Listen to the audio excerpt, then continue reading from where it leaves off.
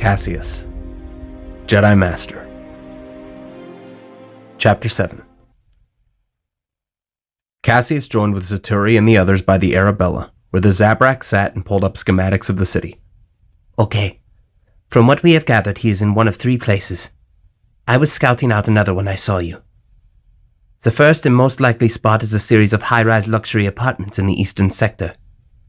The second is the shipping docks to the north. If he is there, he is most likely meeting someone to help him blend in.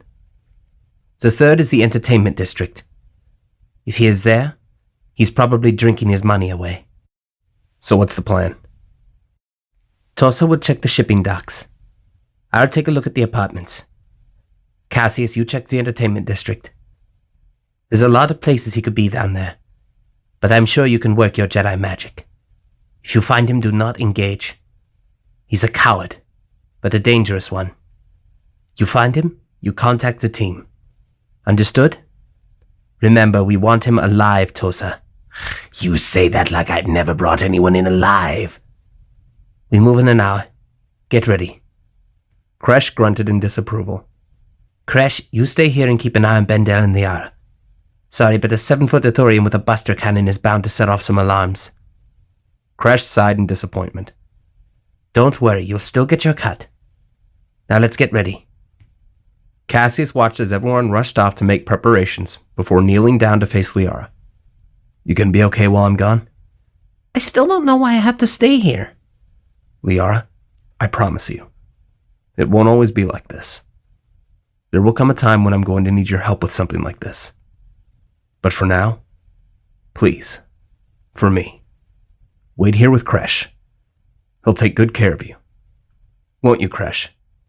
Kresh nodded and put one of his large hands on Liara's shoulder. Taking Liara's hand, Caseus held it tightly. I'll be back soon, and we can continue your training. Liara nodded as Caseus stood and went to prepare, putting on his poncho and his master's cloak. If he kept his head down, he'd be indistinguishable from the common man wandering the entertainment district. Soon, Zaturi came over. Ready? Ready. Stepping into the Arabella, Caseus looked out the window at Liara, who waved at him as they flew towards the city. We'll drop you off outside the entertainment district. Tosa and I can handle things from there. Remember, contact us if you see him. Got it. And Caseus, be careful. Aren't I always? Zaturi rolled her eyes as the ship entered the city just outside the entertainment district, as Caseus hopped off the ramp and the Arabella flew away.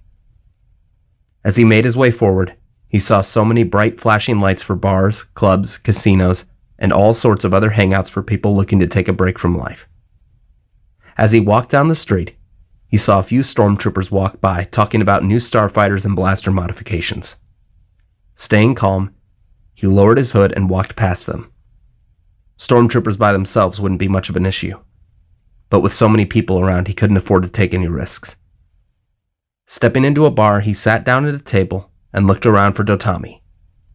He waited for a good 15 minutes before calmly getting up and going to the next place.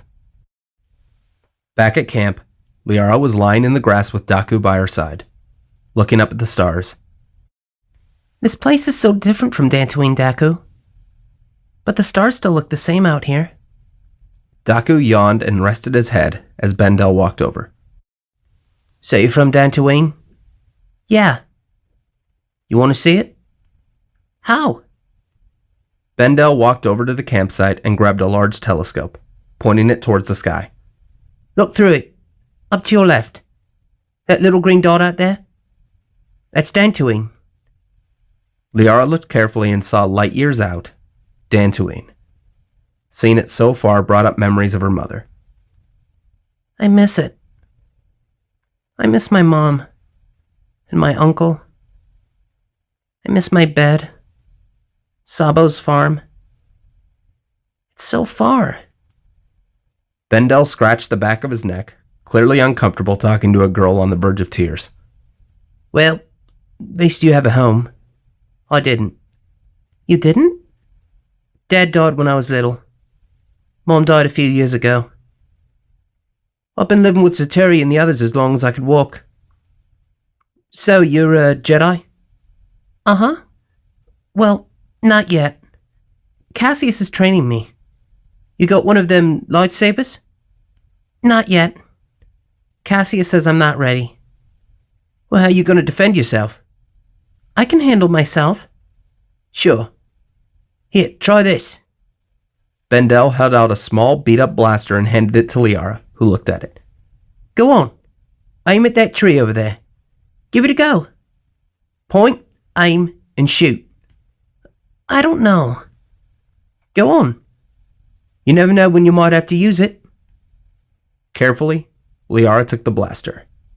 It's heavier than it looks. Aim at the branch.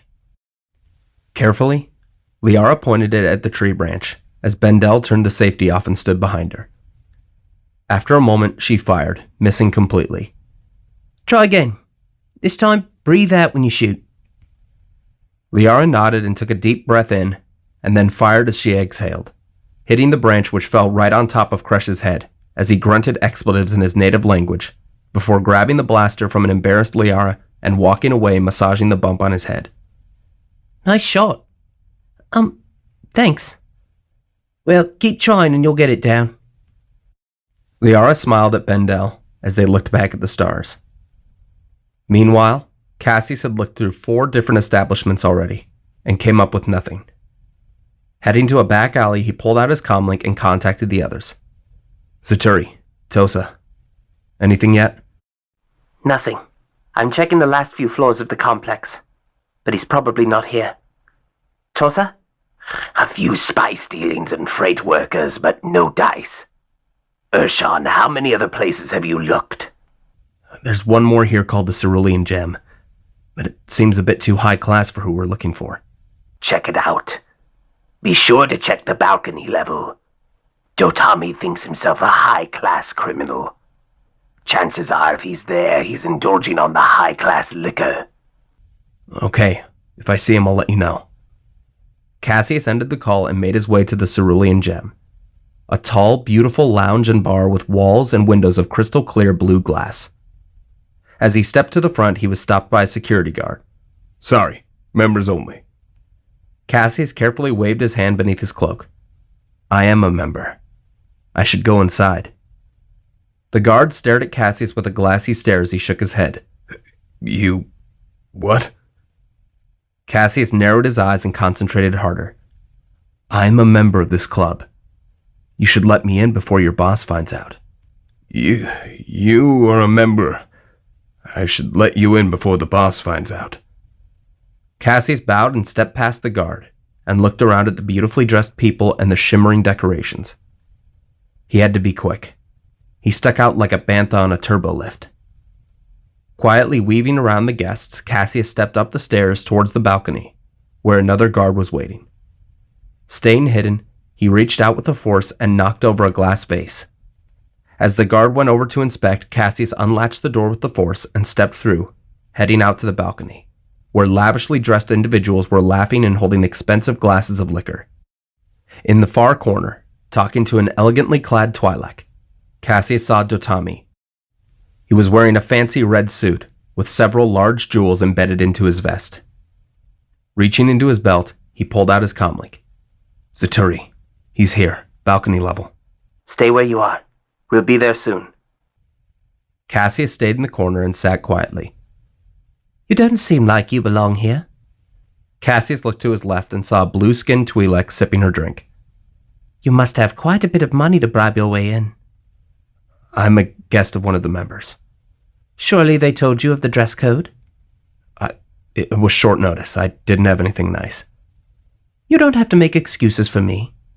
It's kind of refreshing seeing someone who isn't afraid to dress how he pleases in such a stuffy environment. I'm Zara Vey. And you are? Caseus cautiously shook her hand. Corbin. A lovely name. So, Corbin, which of our members here are you a friend to? That one over there. Caseus pointed to Dotami, who was laughing at another joke told by a patron. Mr. Fortuan. You're a lucky man. He keeps his inner circle very tight.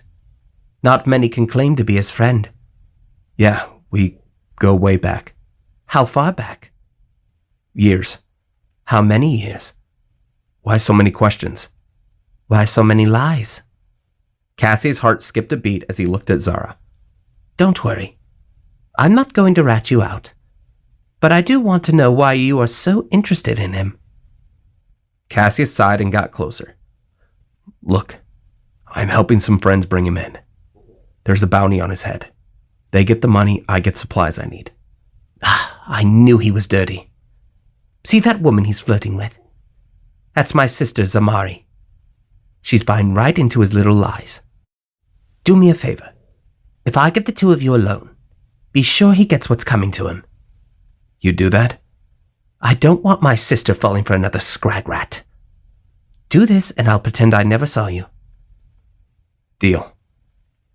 Zara got up and stepped over to Dotami and spoke a few words with him before he looked over at Caseus and made his way over. There was no sign of Zaturi or Tosa yet. He had to stall. Greetings, Corbin.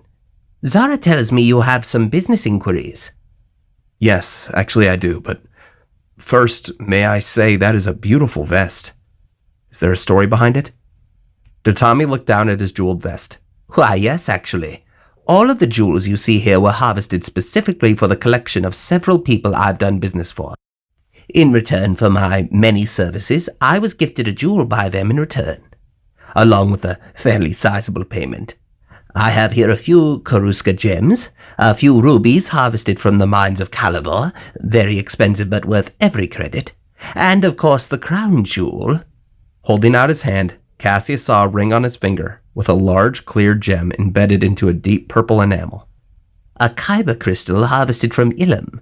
You are aware of Kyber, I'm sure? Enlighten me, please. Well, these gems were used to craft the laser swords used by the Jedi. Unbelievably rare these days and, on the hush-hush. Not exactly legal in every system, but what the Empire doesn't know won't hurt them. Fascinating. Oh, indeed. I have plenty of stories, but I'd much rather discuss this business proposal of yours. Absolutely. I'm sorry, this plan I have is, well, very top secret. And with all the wealthier minds here, I was wondering if we could speak about it somewhere more quiet. The last thing I want is someone getting their greedy hands on this once-in-a-lifetime opportunity. Oh, of course, of course. Yes, where to?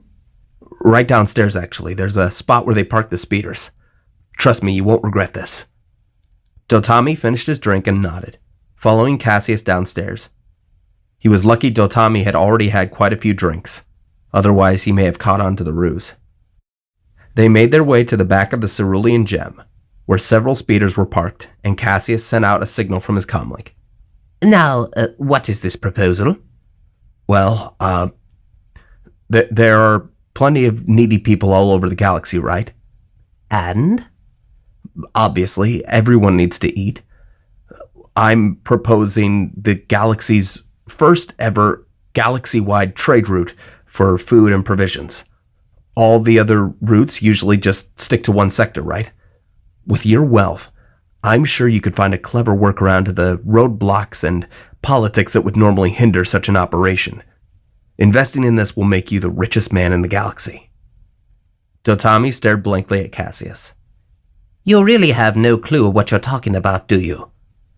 Clearly you're not the savvy investor that Zara talked you up to be. Next time you try a little get-rich-quick scheme, I suggest you gather a little bit more knowledge on the topic of your scheme. Well, you saw right through me. But did you see them? Dotami turned around and was immediately trapped and gagged by Tosa as his hands were tied by Zaturi. You're a far better liar than me, Dotami, but not a great one. Those gems on your vest? Cassius grabbed one and crushed it easily with his bare fingers. Fake, as are your stories. We know exactly who you're running from, and they'll be happy to have you back. Dotami squirmed and writhed in panic as Tosa and Zaturi quickly lugged him away and threw him into the cargo bay of the Arabella. Hopping inside, they swiftly flew back to the camp where Kresh was sitting with Bendel and Liara asleep, their heads on his shoulders. "Aw, you are the best babysitter, Kresh." Kresh rolled his eyes and grunted as Liara opened her eyes and saw Cassius, who picked her up. "You're back." Just like I said. Zaturi walked inside the Arabella and began loading a few crates of food into the nebulous before handing Caseus a small case of credits. As promised. See? That wasn't so hard, was it? From the back, Dotami had loosened his gag. You think you've won.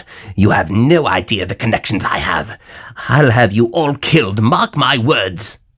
Tosa chuckled and tied the gag tighter. I can't wait to see your face when we bring you in. Dotami looked in horror as Kresh put Bendel inside the Arabella and loaded the rest of the gear. As Cassius put Liara into bed, Zaturi walked over to him. You sure you don't want to join us? It would be a lot more profitable for you. Cassius smiled and covered Liara with the blanket as Daku sat on her lap.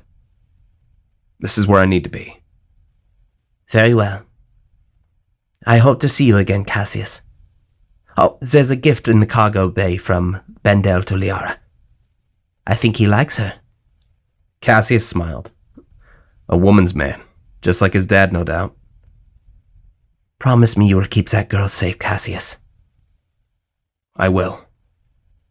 Cassius reached out and shook her hand as she reached over and hugged him. Cassius slowly returned the hug as Zaturi smiled and left the ship. Waving goodbye to the Arabella and her crew, Cassius smiled as the ramp closed and got in the cockpit, taking them back to the sea. As he flew, Cassius looked back at Liara, sleeping peacefully.